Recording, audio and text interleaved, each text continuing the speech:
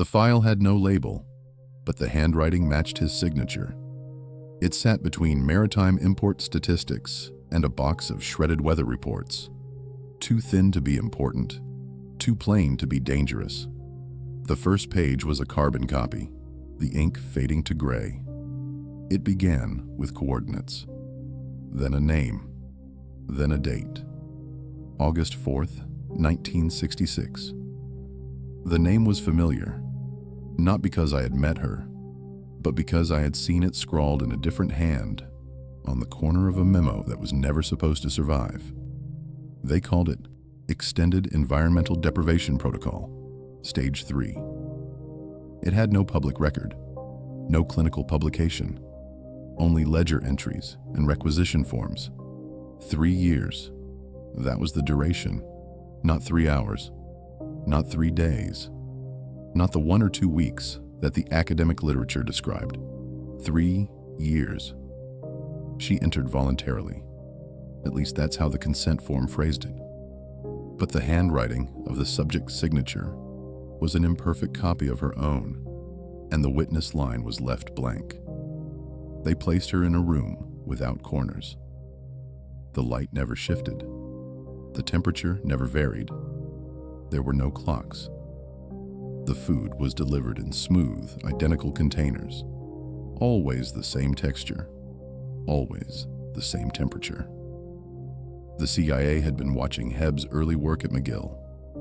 Back in 1951, students had been paid $20 a day to lie on cots, goggles over their eyes, foam cuffs around their hands, white noise filling their ears. Most lasted a few days before hallucinations broke through. It was too short, too crude, and, in their view, too humane. The internal notes on this case were different. They read like engineering diagrams, not medical charts. Subject 0461, female, 29, no dependents, unremarkable medical history. Initial isolation tolerance exceeded threshold projections.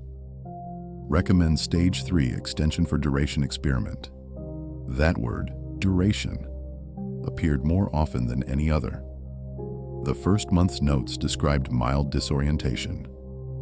She asked for a calendar. They did not answer. By the second month, she stopped asking. By the third, her sleep patterns dissolved into waking fragments. 12 minutes here, 40 minutes there. No cycle, no pattern. Then the entries grew sparse. Week 15, minimal verbal output. Week 37, refuses interaction. Week 84, complete affective flattening. No mention of hallucinations, no mention of breakdowns. Only a steady reduction, as if the human was being quietly drained from her. The logs were not kept by clinicians. They were kept by handlers. Men who referred to themselves as operators, not nurses. The handwriting shifted every few months. Rotation schedules to prevent empathic compromise. The experiment could not survive sentiment. The location was never named outright, but the procurement forms listed bulk orders of filtered water, vitamin D supplements, and insulated wall panels shipped to an address with the prefix P.O. Box 601, Butte, Montana. Cross-reference that with old Bureau of Prisons maps, and there's a building that never appears in public records. A concrete structure on state-owned land, leased under a corporate shell registered in Delaware. Some pages in the file were heavily redacted, but the sequence of the page numbers told its own story. Page 214 was missing. Page 215 began mid-sentence. Cessation of autobiographical recall now stable. They were mapping memory erosion, not torture, not interrogation, just subtraction. It was a Cold War question no one admitted to asking. If you erase every external change, every sunrise, every season, every small irregularity that lets a brain track time, what remains of a person? There is no public answer. The only surviving reference to the 3-year case is buried in a footnote of an Internal Defense Department review. labeled outcome indeterminate. But that's not true. The end is in the last 3 pages. By the start of the 3rd year, she no longer recognized her own name. They tested her with fragments from her old life, a photograph of her sister, a letter she had written at 19. No flicker of recognition. But she could still recite, without pause, the serial number printed on the underside of her bed frame. That detail was circled in pencil, with a note in the margin: environmental constants become identity anchors. The operators were ordered to rotate those constants out. They replaced the bed. They replaced the walls. They replaced the sound system. Her final recorded words were, "I am not here anymore." After that, no logs, just a transfer form. Destination? Classification Vault B. The vault index still exists. It's just numbers now. No names, no dates, no subjects. Her file is B73104. When I first read it, I didn't believe it. Isolation for more than a year was already lethal in known cases. 3 years seemed impossible. But the requisition records lined up: food, water, supplements, medical waste disposal. The numbers never lied. There was no attempt to bring her back. The reintegration protocol field is marked NA because she wasn't meant to be reintegrated. This wasn't a study in rehabilitation. It was a study in removal. The language in the budget request used the phrase operational neutralization. It appears in other CIA files too. Files about agents gone rogue, informants who knew too much, scientists unwilling to sign the security agreements. The kind of people you can't execute, but you can't let go. Isolation became the clean solution. No marks, no witnesses, just a room. I keep coming back to the fact that her family was told she had been assigned to a remote field station and would have no contact for security reasons. They were sent 2 letters a year, typewritten, generic, signed in a hand that almost looked like hers. The ink was always too fresh for the postmark date. In the archive, there's an envelope never mailed. Inside is a page covered in uneven block letters. Light on all the time. No seasons. Dream feels same as awake. No one knows how it ended up there. No chain of custody. No operator initials. But the paper stock matches the supply orders for the Butte facility. Some will say this is just another Cold War ghost story, but the proof is boring. It's not dramatic. It's procurement ledgers, utility bills, a single blueprint of a building with a floor plan that doesn't make sense. I've seen the invoices for wall panels designed to dampen echoes to less than half a second. I've seen the power consumption spikes when the HVAC systems ran continuous climate control for 3 winters in a row. The real proof is that when the program was shut down in 1969, 2 of the operators applied for disability. Their diagnosis was the same: loss of temporal orientation. They had been in the room too long, not 3 years, just enough to feel the gravity of it. When the file was finally marked destroyed in 1972, it wasn't burned. It was moved. The notation in the margin reads, "Reassigned to informal archive. Per DDO instruction, informal archives are where things go when the institution can't bear to admit they happened, but also can't afford to forget them. They sit there in the dark, waiting for someone with clearance and the wrong kind of curiosity. That was me. And now it's you." The page I keep on my desk is the intake form. It's the only place her real handwriting appears. Before it was copied, before it was flattened into operational script. Her reason for participation field is empty. Her emergency contact is her sister. Her last meal request is anything fresh. That was 1966. She left the world that day, and in 3 years, there was nothing left to bring back. I have tried to find her burial record. There is none.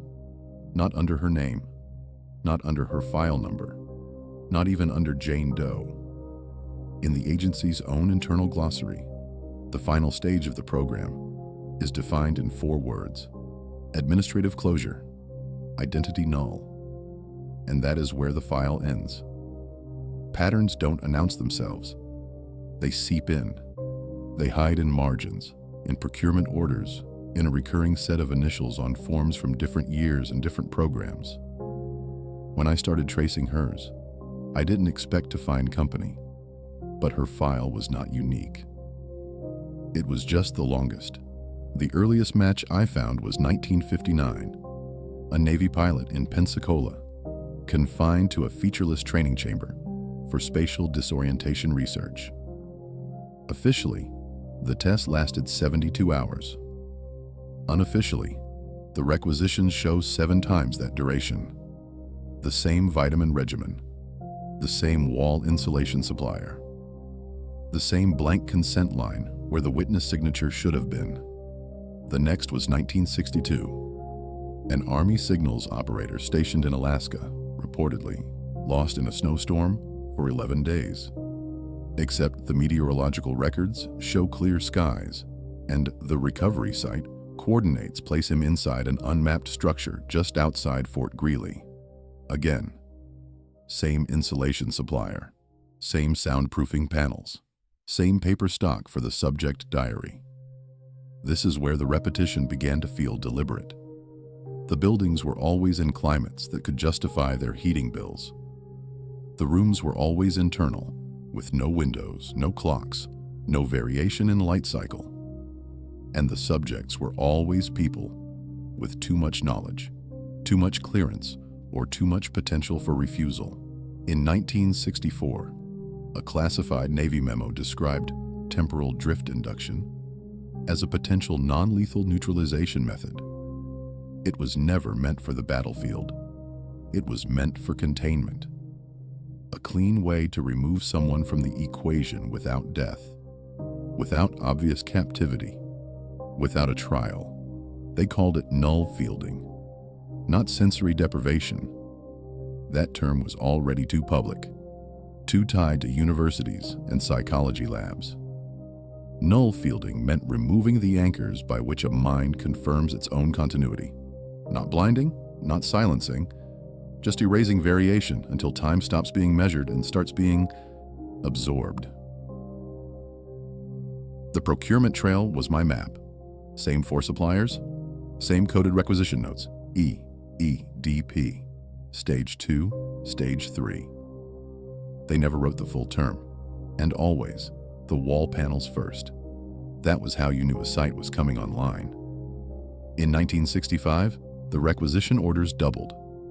Not for Butte, for a warehouse in Tacoma, leased through a front company registered to a P.O. box in Langley. Tacoma's subject lasted 18 months. The notes are short, clinical. Subject 0723, male, 42. Initial resistance. Stage 2 after 2 weeks. Loss of chronological awareness after 8 months.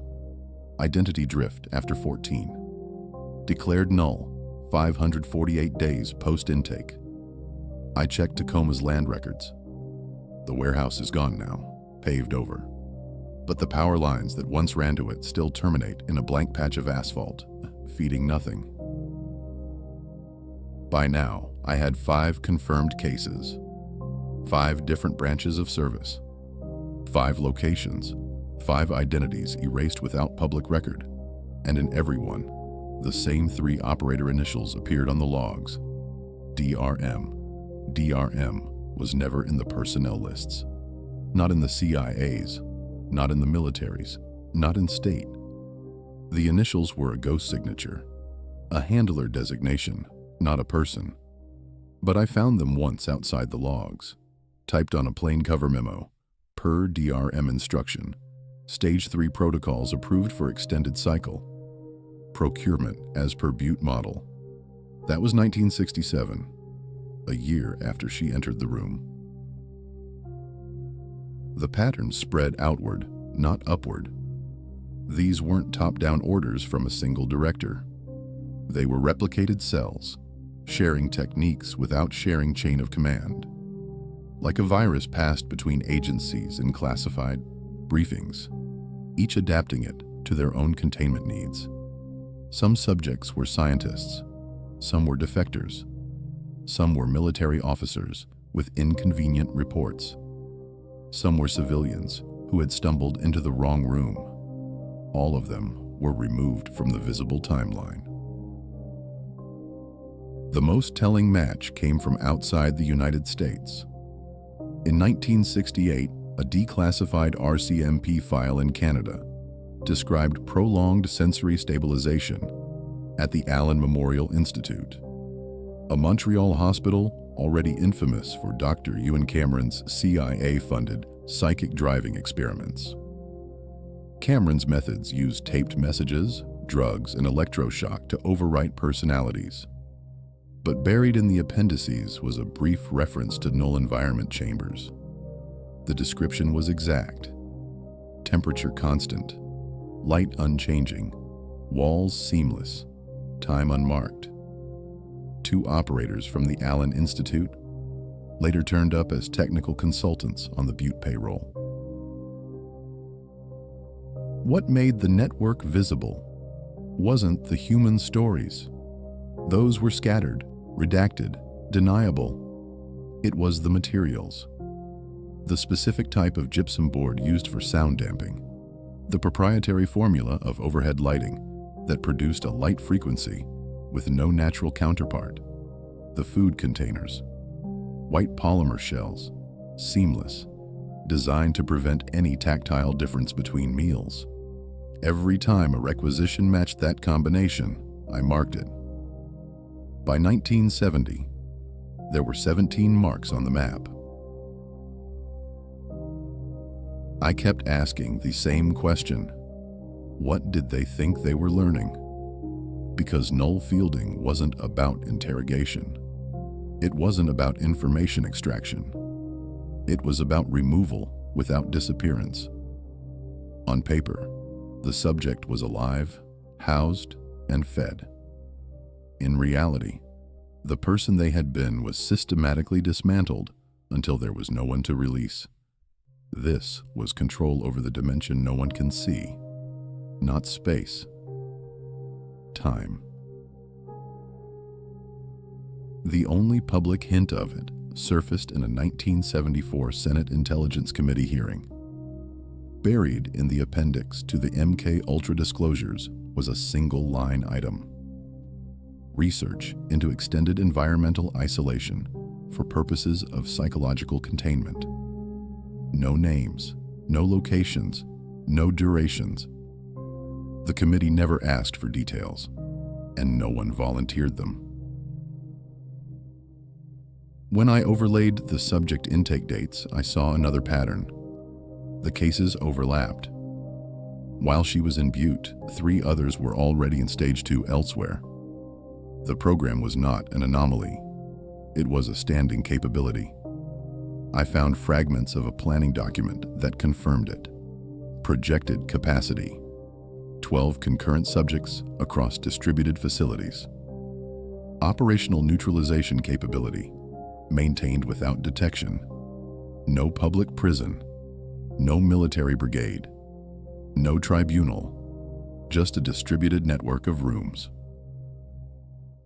In the procurement archives, I traced one shipment of wall panels from a factory in Illinois to a facility in the Nevada desert. The coordinates matched nothing on civilian maps. The panels were delivered in June 1969. In August, an Air Force major listed as on extended training assignment vanished from all personnel rosters. His name never appeared again. This was the pattern. First the panels, then the lights, then the food containers, then the human removal. Everything else was noise. It took me years to stop thinking in timelines and start thinking in cycles. They didn't measure the program in days or months. They measured it in identity erosion thresholds. Some subjects reached it in 6 months. Some took 2 years. She took 3. Each one was a data point. Each one refined the model. The declassified medical annex from the Butte case contained one equation, handwritten in the corner of a page. T equals the sum of delta E divided by I time equals the sum of environmental delta divided by identity.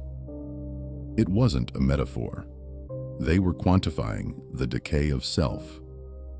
And once the curve flattened, once the subject stopped registering any environmental change at all, the identity was considered null. That was the operational endpoint. The equation was in the same handwriting I had seen on her first intake form. I don't know if it was hers or the operator's, but it means that someone inside that room or just outside it understood exactly what was being done, and they wrote it down. By the time I reached the end of the procurement trail, the map of sites was complete. They ranged from Alaska to Louisiana, from Montana to an island in the Pacific. Some were hidden in existing military bases. Some were disguised as medical research units. Some were buried in industrial parks. The Butte site closed in 1969, Tacoma in 1971, Nevada in 1972. The others lingered into the early 1980s. The procurement orders stopped after that. Or they started coming from suppliers that don't exist anymore. Every name tied to the program either retired, died, or was reassigned to roles without public records. The last surviving operator I could trace filed for veterans benefits in 1991. His application was denied. The stated reason: no qualifying service recognized. It is easy to dismiss a single case. It is harder to dismiss a pattern made of decades, multiple agencies, and identical blueprints. By the time you see it clearly, you're already part of it. Because to understand the mechanism is to acknowledge that it can be used again, quietly, without walls or locks, just by removing the anchors from your days until you stop counting them. And if they can build that room anywhere, inside a warehouse, inside a hospital, inside your own apartment, then there is no map to draw. No facility to shut down, just a method waiting for its next subject. It was never about breaking people. Breaking implies force, violence, impact. Null fielding was about dissolving, about lowering the temperature of a mind until it stopped moving altogether. The language in the internal memoranda is precise. They never say erase. They say stabilize. They never say prisoner. They say subject. They never say isolation. They say uniform environment. This is how institutions talk when they want to keep doing something without having to hear themselves say it. In one briefing transcript, declassified by accident, then reclassified too late, an agency psychologist explained the advantage. No resistance, no conversion, no death. Only the removal of operational risk. The subject remains housed, fed, and monitored. Their body survives without their volatility. Volatility was their word for autonomy. When the committee member asked whether the process could be reversed, the psychologist replied, "Reversal presumes there is a prior state to return to." That is the truth they hid. They had discovered not just how to erase a life, but how to do it without touching the body. No violence, no mark, no grave. Only a hollowed presence that could be filed away in a room until the file itself was closed. The operational notes from Butte end abruptly. But there is a follow-on in a different file. A bland logistical report about asset management. It lists 3 subjects transferred to a medical facility in Virginia. No names, only null status codes. One of them is B73104. That is the last trace of her in any archive. From there, the record becomes noise. Health invoices, janitorial services, generic storage reports with no indication that a human being was ever part of them. This is the grief no one speaks about. When an institution erases someone, it erases the possibility of mourning. No death certificate, no remains, no public acknowledgement. The family lives in the static between missing and alive. Her sister wrote 8 letters to the agency over 20 years. The answers were identical form replies. We can neither confirm nor deny the existence of such an individual in our custody. Not a denial, not a confirmation, just the bureaucratic voice of the null field itself. I used to think silence was the end, that once the paper trail stopped, so did the story. But silence is not an ending. It is an active state. It's the room still running, long after the subject inside has forgotten that there was ever an outside. There is an operational diagram from 1967 that shows the entire process as a closed loop. Intake, stabilization, nullification, storage, administrative closure. No arrows leading back to intake. No pathway to reintegration. The loop was the point. This wasn't a contingency plan. It was a tool. They used it when disappearance would draw too much heat, when assassination would leave too much evidence. They used it for their own. And that is why it is almost impossible to find. The deeper truth is that they succeeded, not just in removing inconvenient individuals, but in proving the model worked. By the late 1970s, the method had migrated into other programs. Foreign intelligence services, private contractors, detention black sites that never made the news. And because it required no obvious harm, it left no whistleblowers. Only participants who either believed they were serving a necessary function or who had been null-fielded themselves before they could talk. There is a sentence in one of the last training manuals that still unsettles me. Duration is not a measure of time, but of the subject's eventual inability to mark its passage. Think about what that means. They didn't care if it took 3 months or 3 years. They cared only at the end, the subject could not tell the difference. Once that point was reached, the subject was operationally as good as gone. It is tempting to imagine that every site was closed, every file destroyed, every operator retired. But the method is too portable for that. It doesn't require a Cold War budget. It doesn't require a secret mountain facility. It just requires control over a person's environment, their light, their temperature, their rhythm, their variation. If you have that, you have the room. And the room doesn't need walls anymore. In the 21st century, null fielding can be done with technology instead of architecture. Devices that feed constant sound, constant light, constant images. Algorithms that strip variation from the information a person sees. Environments that feel infinite, but are actually closed loops, cycling endlessly without change. The physical rooms may be empty now, but the principle is alive.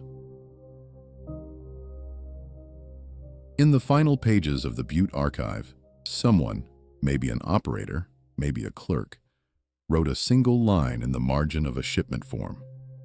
You can't tell a person they're gone. I don't know if it was guilt or pride. but it's the most human thing in the whole file. I have been in one of the empty rooms. Years later, after the site was decommissioned, the light was still working. The temperature was still stable. There was no smell, no sound except my own breathing. After 15 minutes, I could feel my sense of time bend. It's subtle, a soft disconnect between your thoughts and your body's clock. After 30 minutes, the thought creeps in. Nothing outside this room matters. I left before I could find out what happens after an hour. That is the truth. It was designed. Not improvised, not accidental, not a mistaken protocol. It was built with intent, and it worked exactly as intended. There is no countermeasure once you're inside.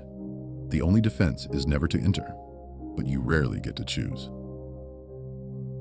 Her story is not the only, not the one. It is just the one I found first. Every pattern, every other site, every other subject I traced ends in the same place: silence. And the silence is not passive.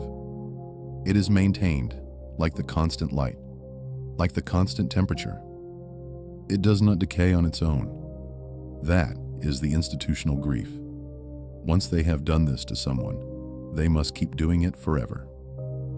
Even if the subject's mind is gone, the room still runs, because to stop it would be to admit what was done. Somewhere in the archived power bills for the Butte facility, there is a month in 1971 when the electricity spikes. No explanation in the maintenance logs. I like to think, though there is no proof, that she noticed something change. A flicker in the light, a variation in the hum, something that told her, if only for a second, that time was still moving outside the room. Maybe that was enough, maybe not. When I close the file, I don't think of her as gone. Gone is too active, too directional. She is suspended, like a clock with the hands removed, still ticking in a dark drawer. And the worst part is knowing that the drawer is still there, in some form, waiting. Not for her, for whoever comes next.